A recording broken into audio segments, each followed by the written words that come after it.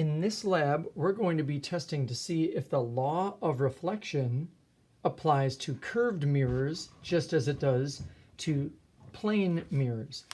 Remember our notes about how waves are reflected and the law of reflection?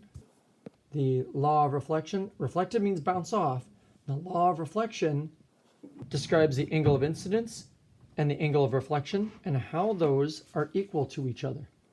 And so we're going to be proving this correct or not correct when we're using curved mirrors. Part one of this is your claim for claim, evidence, and reasoning. So you're going to pause this video after I explain it and write down your claim here. You make a scientific claim that explains whether the law of reflection applies to a concave, which is this shaped mirror, a concave curved mirror in the same way that it applies to plane mirrors. So does the law of reflection apply to curved mirrors or not? You want to write a scientific claim.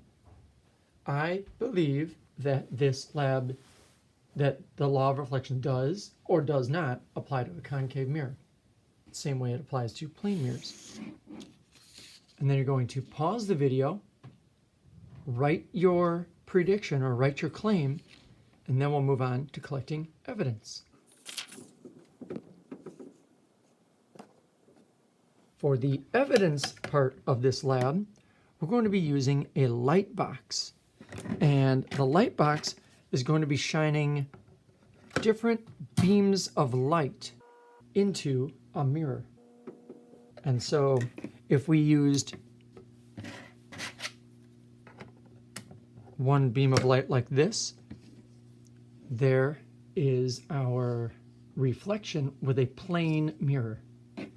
But if we switch to a lot more of these, this is what we see. Now, if we switch the mirror, what will happen? Here is our evidence. Again, as you place this here, you're going to want to, on your paper, trace each of those light beams where they go. And as we trace the light beams and record where they are, pause the video when you're done, and then play after that for the reasoning part of this. Now we get to the reasoning part of the lab. And for the reasoning, you're answering two questions for this side. One of them, yes or no, circle either one of these. Did the law of reflection apply to the curved mirror? Yes or no? And then, based on your evidence from the curved mirror and what you drew there, does yes or no give an answer or reason that supports why you feel it does or why you feel that the law of reflection does not apply to curved mirrors. Use evidence from your data, such as the angle of reflection and the angle of incidence.